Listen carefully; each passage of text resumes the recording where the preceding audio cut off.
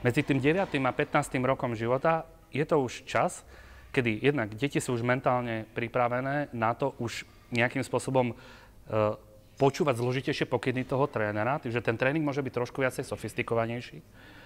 A veľmi dôležitým faktorom je to, aby v tomto veku už deti začali napríklad robiť systematický posilňovací tréning. Skúsim to zopakovať.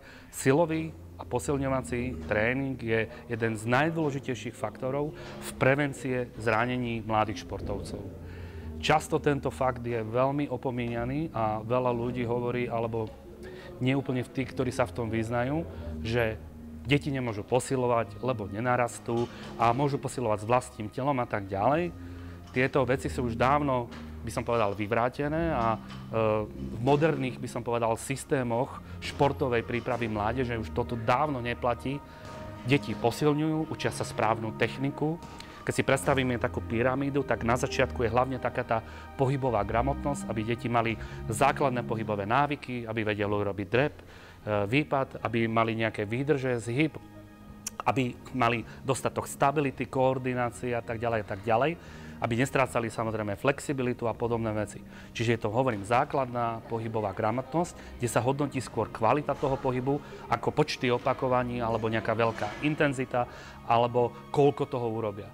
Už tu sa častokrát robí tá chyba, že je dôraz na tú intenzitu a príliš veľkú intenzitu a príliš veľa teraz tých tréningov za ten týždeň. To dieťa nestíha regenerovať a je, hovorím, vystavené viacej rizikám toho zranenia. U nás v klube venujeme v kondičnej príprave dosť pozornosti v spieraniu.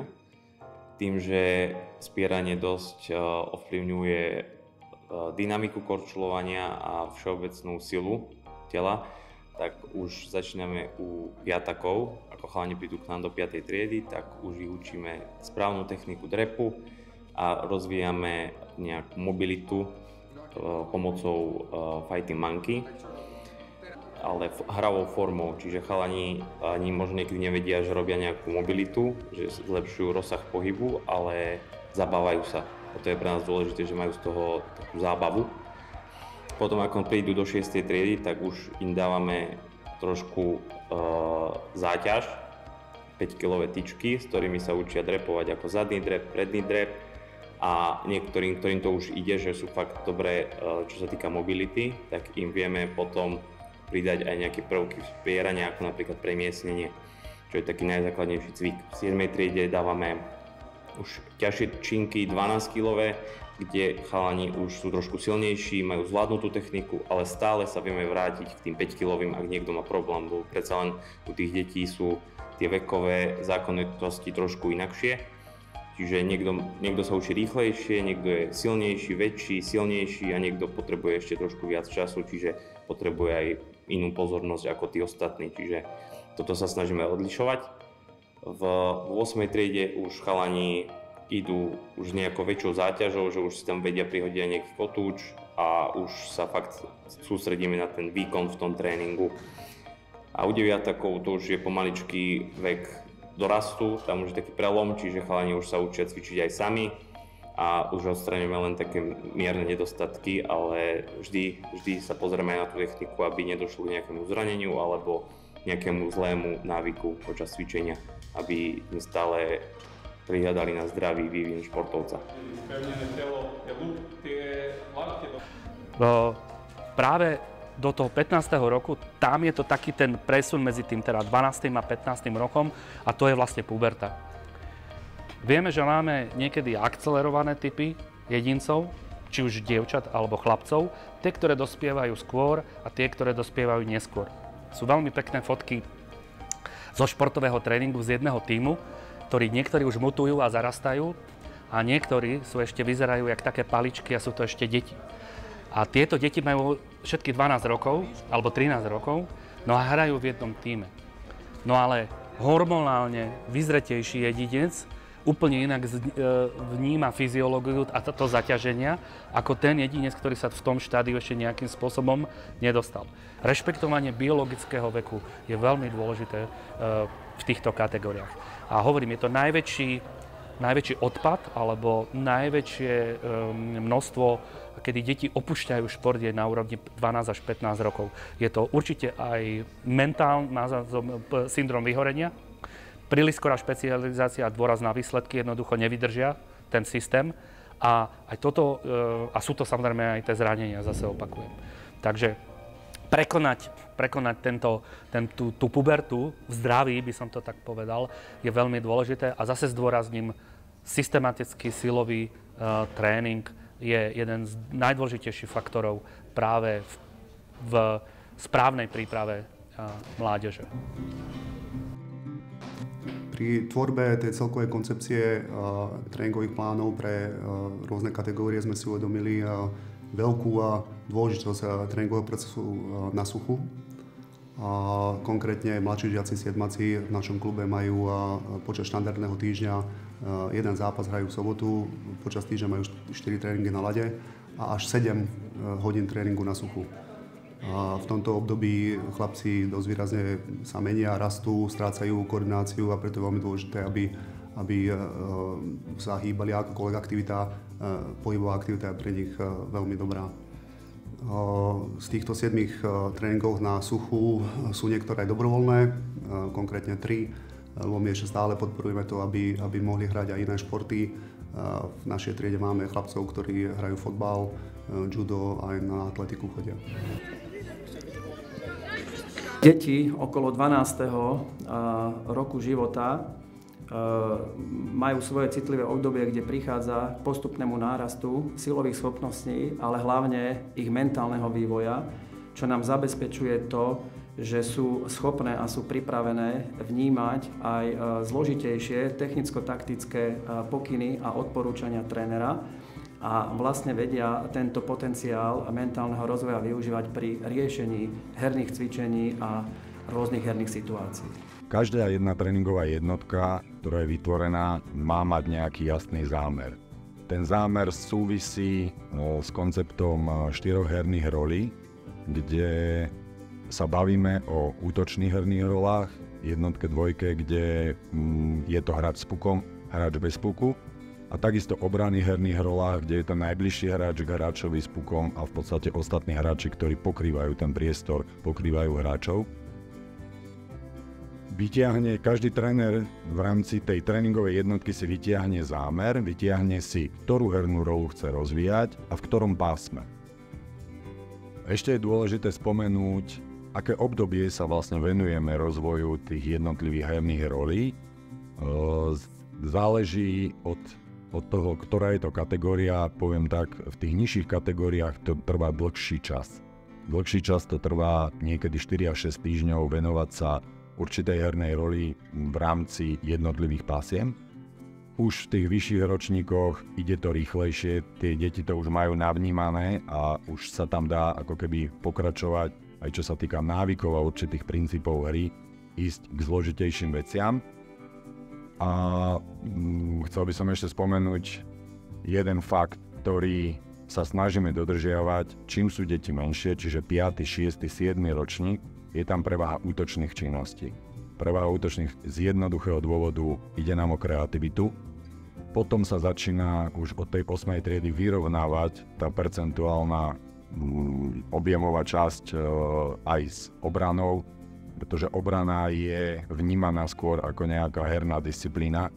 A čo sa týka hernej disciplíny, je to jednoduchšie učiteľné, ale tá kreativita, stále sa držíme, by som povedal, toho vývojového štádia u detí, kde tá kreativita sa rozvíja hlavne do 12. roku života.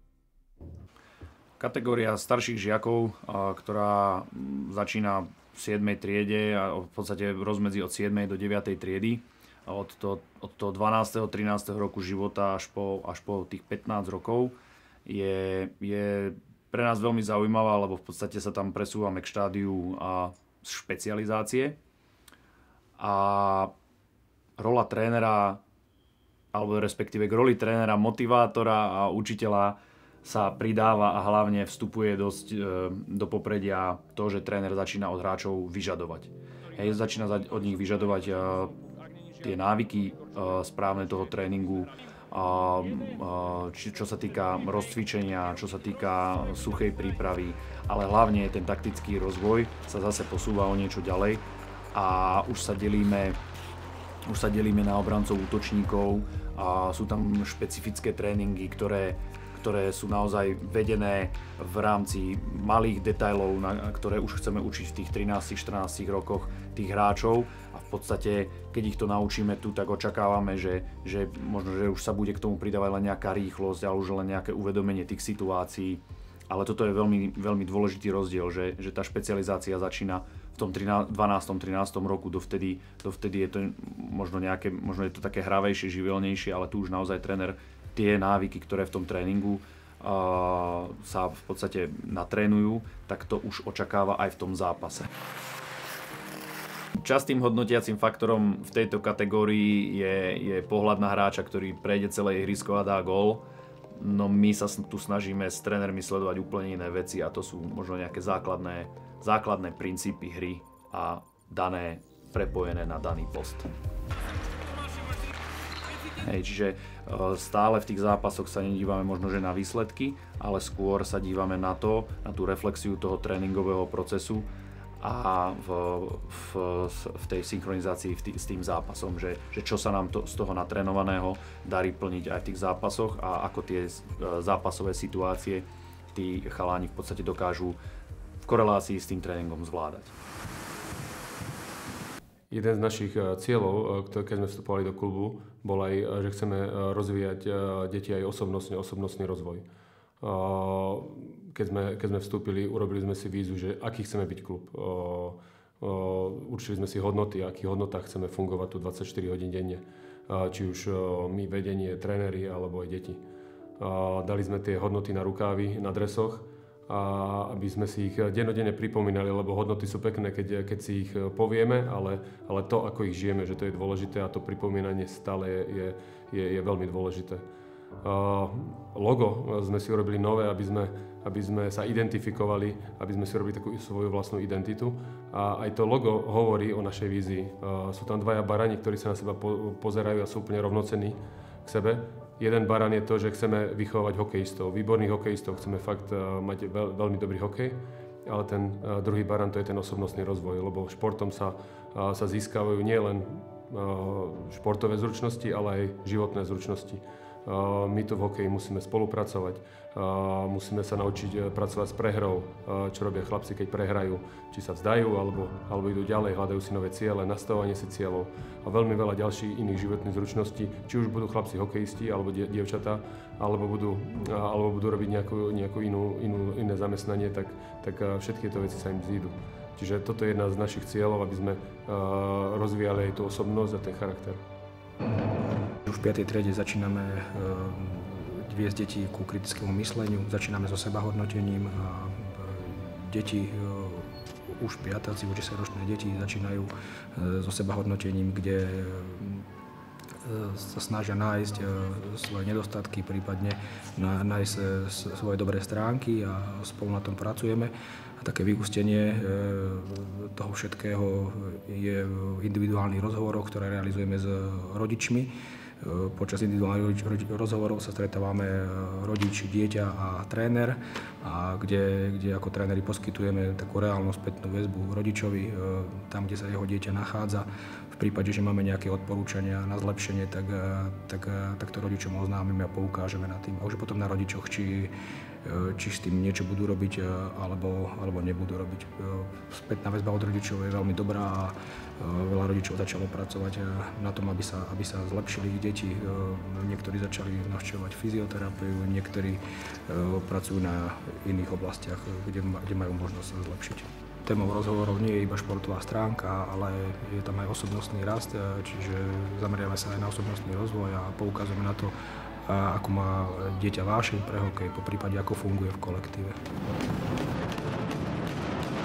V rámci osobnostného rozvoja sme hľadali spôsoby, ako vytvoriť prostredie, aby deti ďalej rástli.